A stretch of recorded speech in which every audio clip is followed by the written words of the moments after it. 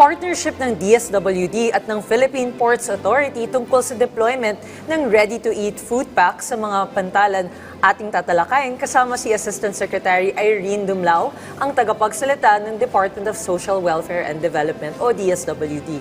Asik Irene, magandang tanghali po at welcome sa Bagong Pilipinas ngayon. Magandang tanghali, Sec Marge and Sir Josh, and magandang tanghali din po sa lahat ng sumusubaybay ng inyong pong programa.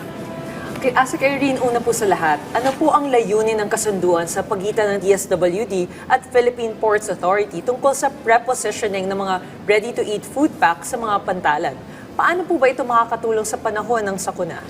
Yusek Marge, kung matatandaan, ang direktiba po ng Pangulong Marcos Jr. ay tiyakin yung kapanatagan ng kalooban ng ating mga kababayan, lalong-lalo na yung madalas maapektuhan ng iba't ibang mga kalamidad o mga disasters. At alam naman po natin, kapag ikaw po ay naipit o stuck in the port, ang pangunahin mong iisipin ay ano po ba ang aking makakain? So, ang DSWD nga po at ang Philippine Ports Authority ay nagkaroon ng kasunduan upang makapag-preposition tayo ng mga ready-to-eat food packs sa mga major and critical ports nationwide.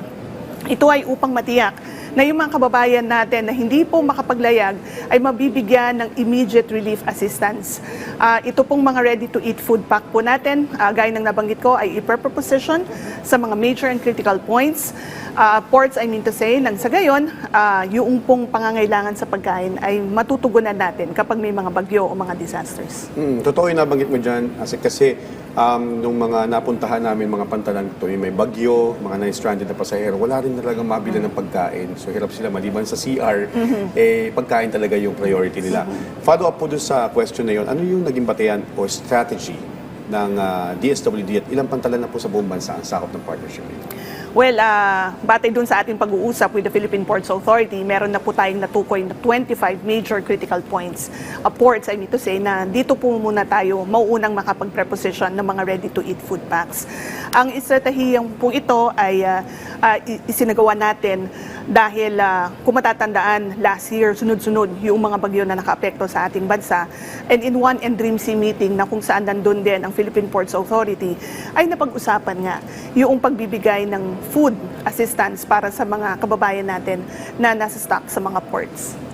Asik Irene, kailan naman po inaasahang magsisimula ang prepositioning at maaari niyo po bang ilarawan kung ano ang laman ng isang RTEF pack? Paano po ba ito naiba sa regular na relief goods po natin? Yes, yung pong ating kasunduan with the Philippine Ports Authority ay ating pong linagdaan noong nakaraang Biyernes at nag-umpisa na po tayo na mag-preposition ng mga ready-to-eat food packs at inumpisan nga po natin dyan sa North Harbor noong pong Biyernes at pasunod na po yung mga ibang ports because our field officers have already coordinated with these ports. Ano po ba yung laman ng ready-to-eat food pack? Of course, meron yung champurado, merong arroz caldo, meron din po yung tuna paella, meron din po yung chicken pastil and chicken giniling, meron din po yung protein-rich biscuits, and yung complementary food para sa mga bata o sa mga nagpapasuso naman na ina. Ito pong ready-to-eat food po natin ay iba doon sa ating mga family food packs sapagkat as the name suggests, ready-to-eat food, ready-to-eat na po ito, hindi kinakailangan na ipainit, hindi kinakailangan ng mainit na tubig.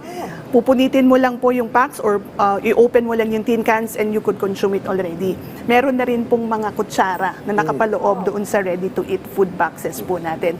Unlike yung mga family food packs natin na kinakailangan mo pa na mag-set up ng isang community kitchen sa mga evacuation centers, ito hindi mo na kinakailangan gawin yon. So, on the first 24 hours of a disaster, may makakain na po tayong may provide sa mga kababayan natin na naapektuhan. And hindi lamang po yan, ito ay dinevelop ng Department of Science and Technology, Food and Nutrition Research Institute.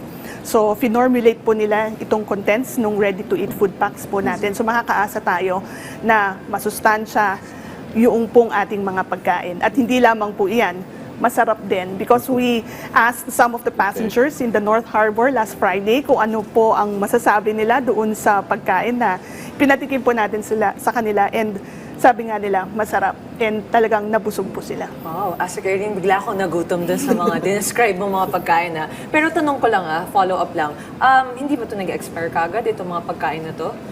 Well, yung pong ating ready-to-eat food pack, kagaya rin po ng mga family food pack, ay may shelf life po iyan. 1 taon po ang itatagal ng ating mga family food packs and ready-to-eat food packs. Ngayon po, meron tayong means of monitoring para matiyak na yung pong mga goods na pinaproposition natin ay fit for consumption pa. At nabanggit nyo nga ng instant itong mga pagkain na ito, ready to eat. Pero para matanggal yung stereotype thinking ng publiko na pagkain instant to eat, laman dyan lang yan. May mga dinaanan ba itong field tests na para masabi at maaprubahan na gamitin sa relief operations? Yes, gaya ng nabanggit ko, ito pong ready-to-eat food packs natin ay finormulate ng DOST FNRI. So makakatiyak po tayo na dumaan sa masusing pag-aaral at pag-examina ito pong contents ng ating ready-to-eat food pack. Kaya yung nga pong mga boxes natin ay may selyo din ng DOST para makatiyak po tayo na safe yung pong ating mga contents ng ating RTEF. Okay. So, Asa Irene, gaano po ba kabilis may pamamahagi ang mga RTEF sa mga pantalan kapag may mga na-stranded na pasahero? At paano pinaghahandaan ng DSWD ang mabilis na deployment nito matapos ang isang sakuna? Yes, gaya nga po ng nabanggit ko, Yusek Marge, nung Friday, lumagda na tayo ng agreement with the Philippine Ports Authority para may preposition na po natin yung ating mga ready-to-eat food packs. And sabi ko nga rin po, nag-umpisa na tayo sa pag-preposition ng mga iyan. Kaya kahit wala pong mga bagyo ngayon, at hindi naman po natin hinihingi na magkaroon ng sama ng panahon in the immediate future, pero nakahanda na po dahil naka-preposition na nga po yung mga goods doon sa mga warehouses ng mga ports po natin. Maliban po sa mga pantalan, siyempre hindi lang mga pantalan na apektuhan ng mga pasahero. Minsan may mga nasa bus terminals, sa airports. Meron po ba tayong partnership din sa kanila na ginagawa para matulungan kung sakasakali mangailangan man ng tulong yung ating mga pasahero? Well, aside kasi from the ports, nagpre-preposition din tayo sa ating mga major hubs, spokes, and last miles. Meron tayong mga manage na mga warehouses, iba't ibang panig po ng ating bansa. So kung kinakailangan po na tumugon tayo sa mga ibang mga emergencies, madali rin po tayo makakapag-provide sapagkat naka-preposition na rin po ito sa mga warehouses po natin. Asa Irene, sa ibang usapin naman, may tanong tayo mula kay Clazel Pardilla ng PTV. Bumaba ang hunger rate sa Metro Manila sa 20.3% noong April 23 to 28 mula 26% noong April 11 to 15. Pero tumaas naman yung national hunger rate sa 20%. Ano-ano pong mga food programs ang palalakasin ng DSWD para supuin ang kagutuman? Yusek Marge, unang-una, nais natin pong banggitin na ito pong lumabas na pag-aaral na nagsasabi nga na bahagyang tumaas ang bilang ng mga pamilya o Pilipino na nagugutom nitong buwan ng Abril. Unang-una, nais po nating banggitin na we're taking this seriously. Ang problema po ng kagutuman ay nangangailangan po ng immediate na katugunan. Kung kaya nga po alinsunod sa direktiba ni Pangulong Marcos Jr. na dapat wala pong Pilipino ang nagugutom. Ang Department of Social Welfare and Development ay paigtingin pa po ang implementasyon ng Walang Gutom o the Food Stamp Program na kung saan nga po meron na tayong 300,000 household beneficiaries.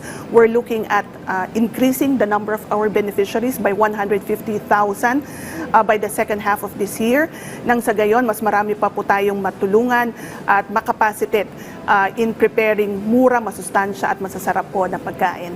Hindi lamang po 3,000 pesos monthly food credits ang ibinabahagi natin sa mga benepisyaryo ng Walang Gutom program, but we're also empowering them, we're capacitating them through productivity enhancement sessions para matuto po sila sa pag-prepare nga po ng masustansya at masasarap na pagkain para sa kanilang mga family members, but at the same time, we're teaching them nang sa gayon naman po makapaghanap rin sila ng trabaho o mapagkakakitaan ng sa gayon, masustain natin yung investment natin sa kanila at sila na rin po ang makapaghanap buhay at makapag-prepare ng pagkain para sa kanila pong mga pamilya. Alright, maraming talagang handang-handa. Nakikita natin yung pagiging proactive ng whole of government approach with your agency. Mensahe nyo lang po, ASEC, sa ating mga kababayan. Again, tayo nagpapasalamat, Yusek Marge and Sir Charles, sa pagkakataon na binahagi niyo po sa DSWD para tayo makapag-provide ng information sa ating pong mga kababayan. Para po sa mga iba't ibang programa at serbisyo ng DSWD, hinikayat po namin kayo na bisitahin ang official communication platform ng aming pong ahensya, that's at DSWD Serves, dahil sa ang tamang tulong ay makukuha po sa tamang impormasyon. Huwag po tayo maniniwala sa mga iba't iba pong mga information o mga posts na nakikita natin po sa social media.